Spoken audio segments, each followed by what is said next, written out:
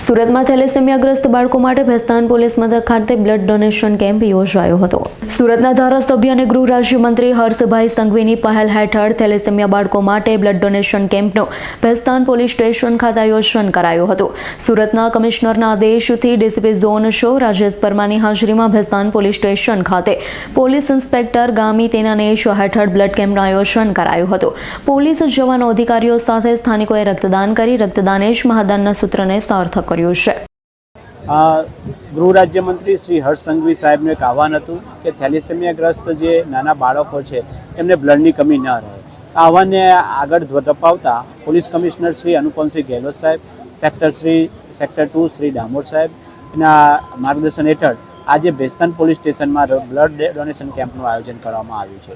અત્યાર સુધીમાં અમારે ટોટલ 230 બોટલો એકત્ર થયેલી છે તથા 1100 બોટલનો અમે ટાર્ગેટ રાખ્યો છે। ઓવરઓલ ઝોન 6માં છેલ્લે રક્તદાન પખવાડિયું જે ચાલી રહ્યું છે એમાં ટોટલ અત્યાર સુધી 1550 બોટલો એકત્ર થઈ ગઈ છે। અત્યારે પણ ડુમસ વિસ્તારમાં પણ ચાલે છે, ત્યાં બીચ ઉપર અમે અત્યારે બ્લડ ડોનેશન કેમ્પ કરી રહ્યા છીએ। આવતીકાલે એએમએનએસ કંપનીમાં 1100 બોટલનો રક્તદાન કેમ્પ રાખવામાં આવેલો છે। આમ ટોટલ ઝોન 6 વિસ્તારમાં 4500 રક્તદાન બોટલો એકત્રિત થાય એનો અમે ટાર્ગેટ રાખેલા છે। Bureau report S9 news Surat.